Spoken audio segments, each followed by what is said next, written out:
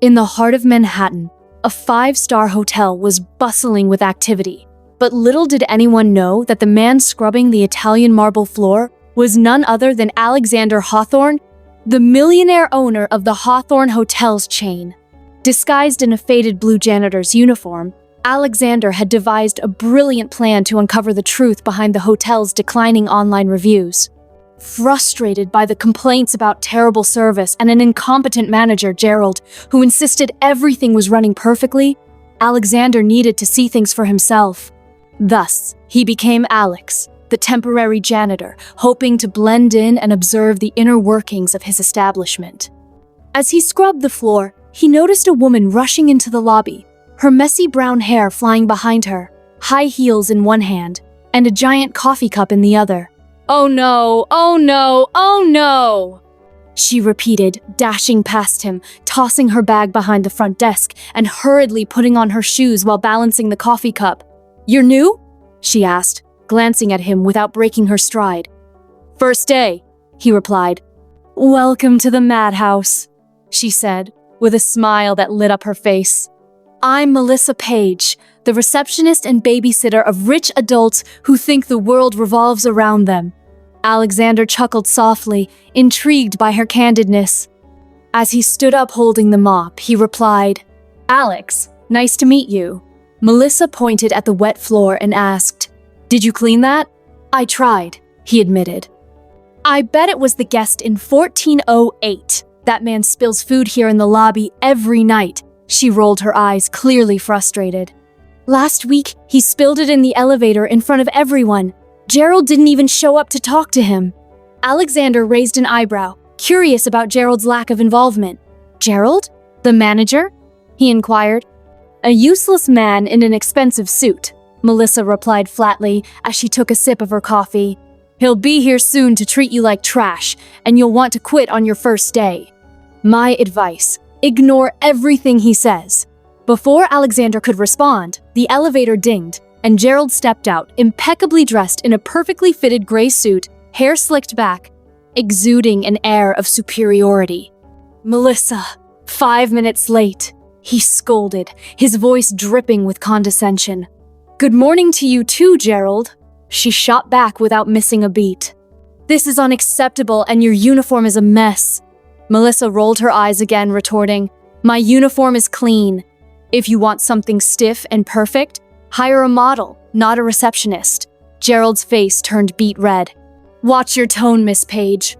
Watch your tone, Gerald. Especially considering that yesterday you left 3 guests waiting for half an hour because you were in your office watching videos on your phone." Alexander bit his lip to suppress a laugh. Melissa was a force to be reckoned with. Gerald opened his mouth, closed it, and opened it again like a fish out of water before finally turning to Alexander. "You, janitor, the 3rd floor bathroom is filthy. Go up now and clean it." "Actually," Melissa interrupted, "the 3rd floor cleaning team only arrives at 7. It's on the schedule, remember? You approved it yourself? Or do you want me to get the paper to refresh your memory?" Gerald practically growled, "I am the manager of this hotel. And I am the receptionist who keeps this place from turning into a war zone." Melissa shot back, crossing her arms defiantly and staring directly into his eyes. For a moment, it seemed like a verbal battle was about to erupt. But instead, Gerald huffed loudly and stormed toward his office, slamming the door behind him. Melissa stood there for 3 seconds before bursting into laughter. "That man is pathetic. I swear I don't know how he still has a job here." Alexander watched, completely entertained. "You always talk like that to your boss?" he asked, impressed. "Boss?" she scoffed. "Gerald isn't my real boss. He's just a suit-wearing puppet who loves bossing people around. My real boss is the hotel owner, and I've never seen that man in my life. He's probably on some private island counting money." At that moment, Alexander almost choked on his laughter. He couldn't help but admire her boldness. "But anyway," she continued, "don't let Gerald intimidate you. He barks a lot but doesn't bite. And if he gives you too much trouble, tell me and I'll handle it." "You handle it for me?" Alexander asked, intrigued. "Of course! Workers need to protect each other." This hotel doesn't run because of foolish managers. It runs because of people like us who actually work. She tapped the counter with determination, her passion infectious. Here, no one lowers their head to someone who doesn't deserve respect. Just then, an elderly guest approached the front desk, looking irritated. Finally, "Is anyone at this desk, or do I have to wait all day?" Melissa instantly changed her expression, her warm smile returning. "Good morning, ma'am. I'm very sorry for the wait. How can I help you?" The elderly woman complained about her freezing room, and Melissa's empathetic response was immediate. "That's awful. It must have been very uncomfortable. Let me check here. Mrs. Harrison, room 512, correct?" "Yes," the woman confirmed. "I'll send a technician right now.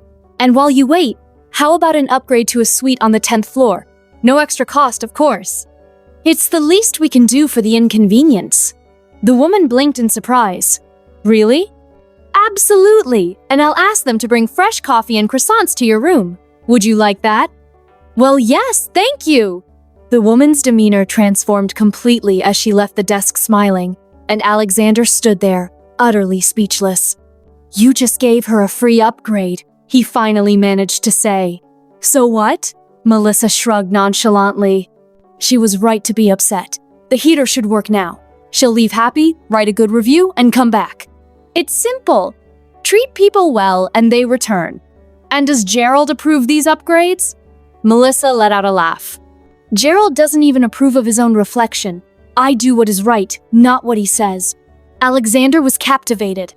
In just 10 minutes, Melissa had faced down the manager, defended an employee she barely knew, and solved a guest's problem with efficiency and kindness. It was astonishing. "Hey, Alex," she called out. "When you finish there, come here so I can teach you the hotel tricks. The team has to help each other, right?" Alexander smiled, realizing how lucky he was to have met her. "Of course!" As he went back to scrubbing the floor, he thought that perhaps this was the best decision he had made in years. He wasn't just going to find out what was wrong with the hotel, he was going to discover everything about Melissa Page.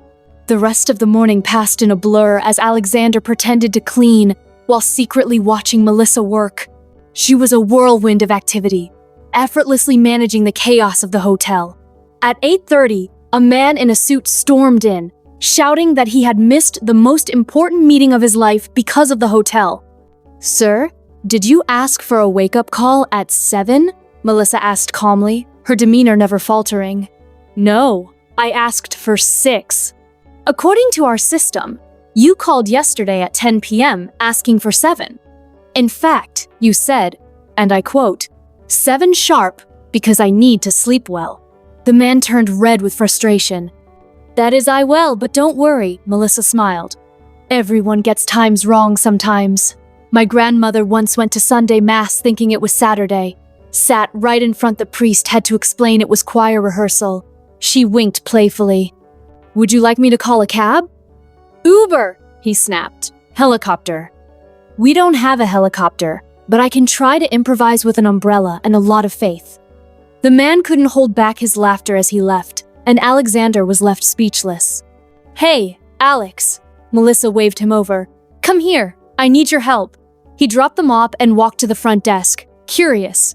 "Do you need me to clean something?"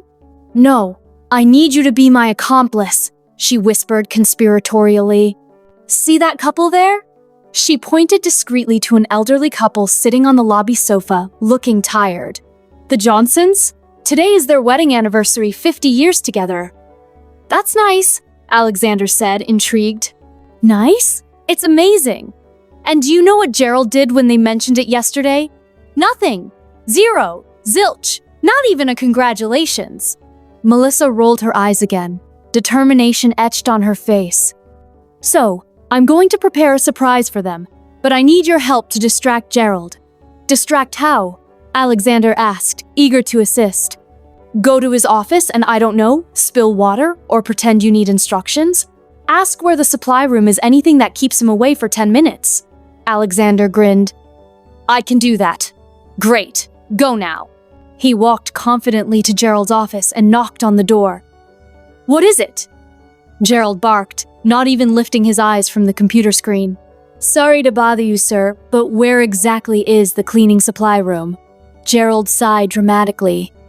In the basement, stairs at the end of the hall. And how do I open the door? Do I need a key? Obviously, you need a key. Do you think we leave a supply room open for anyone to walk in? That makes sense. And where do I get the key?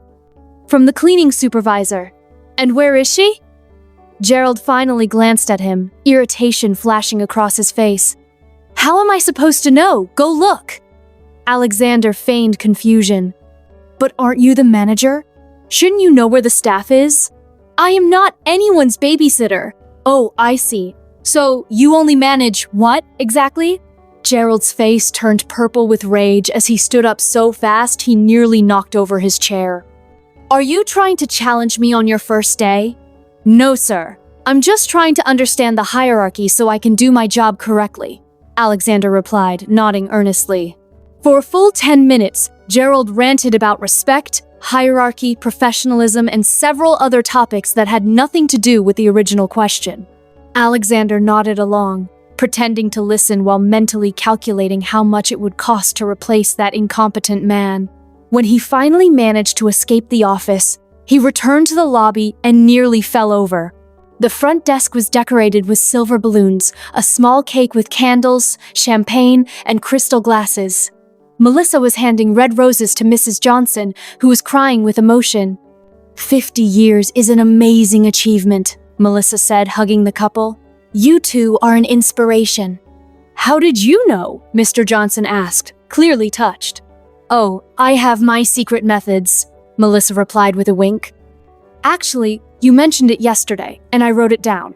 Wedding anniversaries never go unnoticed on my shift. Other guests in the lobby started clapping, and some took pictures while Mrs. Johnson glowed with happiness. After the couple finally headed to their room, taking the cake and flowers with them, Melissa returned behind the desk, her smile radiant. Did you manage to distract the tyrant? She asked. I did. He spent 10 minutes yelling at me, Alexander said, still in awe of what he had just witnessed. Perfect! Thanks, partner, she said, extending her hand for a high five. Alexander tapped her hand, laughing. You bought all that? Of course, the hotel wasn't going to do anything, so I did. But it must have been expensive. Melissa shrugged, her confidence unwavering. Some things are worth more than money. Did you see their faces? Totally worth it! Before Alexander could respond, Gerald stormed back into the lobby like a thundercloud. Melissa, what is this mess? He demanded, his voice booming. Mess? She asked, feigning innocence as she looked around. Everything is clean, Gerald. The balloons, the cake, who authorized this? I authorized it. It was the Johnsons' wedding anniversary. You don't have the authority to spend hotel money on... I didn't spend hotel money. I spent my money, Melissa countered. Gerald blinked, stunned. What? My money? You know that thing we earn by working? I used mine to make an elderly couple happy. Any problem? That is, Gerald stammered, unable to form a coherent response. It is beautiful, generous, exactly the kind of service that makes guests come back, he finally managed to say, albeit begrudgingly. Melissa smiled sweetly, and Gerald's face turned red with frustration. You are going to get in trouble with that attitude, Miss Page, he warned. And you're going to end up alone in this hotel if you keep being rude to everyone, Gerald, she shot back defiantly. As he left, fuming, Melissa turned to Alexander. You know what Gerald's problem is? She asked, her expression serious. What? Alexander replied, genuinely curious. He thinks managing is giving orders, but real managing is taking care of people, the place, the details, she sighed. I bet the owner of this hotel doesn't even know he hired someone like him. At that moment, Alexander choked again, realizing how right she was. He was the owner, and he had been blind to the real issue. The phone in his pocket vibrated, a message from the vice president of the company with a meeting report attached that needed his approval by tomorrow. He looked at the screen, then back at Melissa, who was humming while organizing papers at the front desk. For the first time in 10 years, he ignored a work message. Some things were more important than reports, and he was determined to find out if Melissa was single. The following morning, Alexander arrived at the hotel at 6 a.m., prepared for another day in disguise. He had bought a new jumpsuit, still unattractive, but at least it didn't smell musty. He even watched YouTube videos about how to mop floors professionally, though he felt a bit pathetic for doing so, but it was necessary. When Melissa arrived 15 minutes later, her hair even messier than before, she greeted him with a wide smile. "Good morning, partner in crime. Did you survive your first day?" "I survived? And you?" he asked. "Oh, I always survive. I'm like a cockroach, indestructible." She tossed her bag behind the counter, her confidence radiating. "But I admit that last night I dreamed Gerald turned into a giant balloon and floated away. It was beautiful." Alexander laughed as he wrung out the mop, appreciating her humor. "That would be a good solution, right? Someone invent that, please." Just then, Melissa's expression shifted as she realized, "Oh no! There's a convention in the event hall today, 200 lawyers." Alexander raised an eyebrow. "Is that bad?" Lawyers in a group are like pigeons. They make noise, complain about everything, and always leave a mess. "Get the mop ready, you'll need it," she warned, her tone half joking, half serious. As if on cue, Gerald stepped out of the elevator with a clipboard in hand. "Melissa, the lawyers' convention starts at 9. I want everything perfect. Hot coffee, snacks organized, and most of all, no confusion. Gerald, relax." "I know how to do my job," Melissa replied, her tone steady. "Your job is to follow my instructions. Your instructions are usually don't do anything and leave everything bad, so I'll keep doing things my way," she smiled sweetly. Gerald pointed a finger at her, but before he could speak, the reception phone rang. "Front desk, Alyssa speaking," she answered in a sing-song voice. "Yes, sir, I understand. No problem." She hung up and looked at Gerald.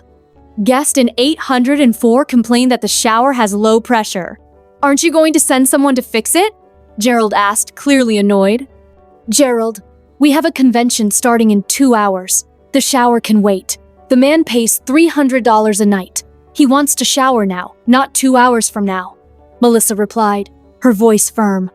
"That is not a priority." "I'll handle it," she insisted, quickly dialing a number. "Hi, Rick, it's Alyssa. Can you stop by 804? Shower problem? Great, thank you." Gerald turned red, clearly flustered. "I did not authorize that. And I wasn't asking for authorization," she winked, not backing down. "Next problem." Alexander watched in awe as she managed the growing chaos while staying composed. At 8:30, the lawyers began to arrive, and true to Melissa's prediction, they were loud, demanding, and critical of everything. "The coffee is cold. This snack has no salt. Where's the Wi-Fi?" they clamored. Yet Melissa handled each complaint with grace, her patience shining through even as Alexander could see the vein pulsing on her forehead from the stress. Then, the most obnoxious lawyer of all entered the scene, a man in a gray suit with slicked back hair and a voice that sounded like a car horn. "You, receptionist?" he yelled, hitting the counter with his palm. "Good morning, sir. How may I help you?" Melissa asked, her tone still friendly. "My name is Howard Sterling, and I am a partner at one of the biggest law firms in New York. I booked the presidential suite, and you gave me a basic room." "According to our system, Mr. Sterling, you booked a standard room," Melissa replied, her professionalism unwavering. "Impossible. I always stay in the presidential suite," he shouted, his face contorting with anger. "I understand, but the reservation here is for a standard room. This is unacceptable. You people are incompetent," he barked. "I want to speak to the manager now." Melissa took a deep breath, clearly counting to 10 in her head. "I will call the manager, sir.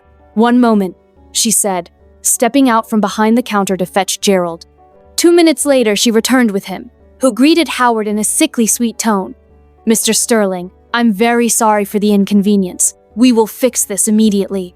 "I hope so," the lawyer snapped. "Do you have any idea who I am?" "Yes, sir.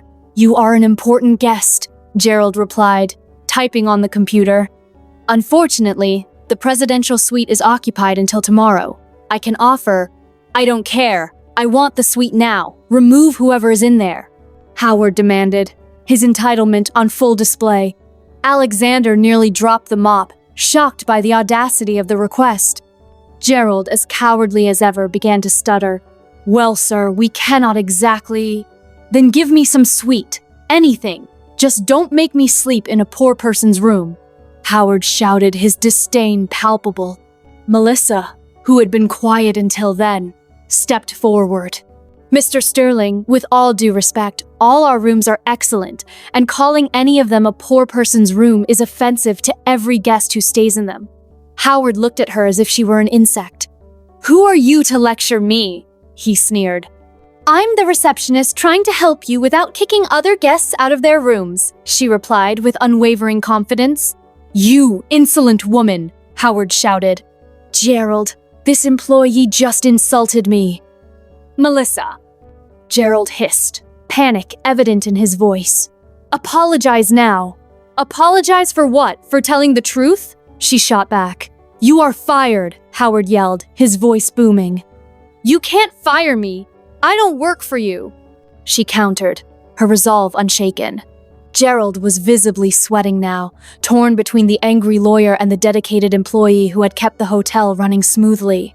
"Gerald, fire this woman now, or I will cancel the entire convention," Howard threatened, and in that moment, Alexander knew he had to intervene.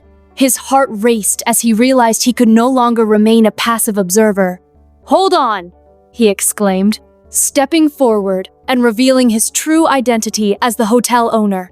The room fell silent as shocked expressions filled the faces of the guests and staff alike. "I am Alexander Hawthorne, and I won't tolerate disrespect toward my employees, especially not from someone who thinks they can bully others." All eyes turned to him, and he could feel the weight of their attention. "Melissa has done nothing wrong. In fact, she has shown more integrity and hospitality than you have. It's people like her who keep this hotel thriving, not managers who hide behind their desks." The guest murmured in agreement, and Melissa's eyes widened in surprise, a mixture of relief and gratitude washing over her. "I'm going to make changes around here, starting with firing Gerald," Alexander declared, pointing at the manager. "You are clearly unfit for this position." Gerald's face turned ashen as he realized he was being ousted. "You can't do this," he stammered, but Alexander was resolute. "I just did. You've only brought chaos and incompetence to this hotel, and it's time for you to go." The guests erupted into applause, and Melissa's smile brightened the entire room. "Thank you!" She beamed at Alexander, her eyes sparkling with appreciation. The tension in the lobby dissipated, replaced by a sense of camaraderie and excitement for the future. "You know," Alexander said, turning to Melissa, "I've been blind to the real issues in this hotel, and I want to make it right. Your approach to hospitality is exactly what we need to build a better reputation." Melissa's heart raced at his words, realizing that they shared a vision for the hotel's future.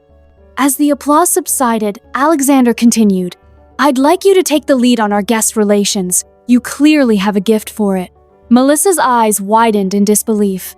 "Are you serious?" "Absolutely. Together, we're going to turn this hotel around." In that moment, Alexander felt a spark between them, a connection that went beyond mere professional respect. As they began to discuss plans for the hotel's revival, a new chapter unfolded before them, one where kindness, respect, and genuine hospitality would thrive. Alexander realized that he had not only discovered the truth about his hotel, but also found a remarkable partner in Melissa. As they embarked on this journey together, he was determined to support her vision and ensure that the hotel became a place where guests felt valued and employees were respected. Their collaboration blossomed into a strong bond, filled with mutual admiration and respect, as they transformed the hotel into a beacon of excellence in the hospitality industry.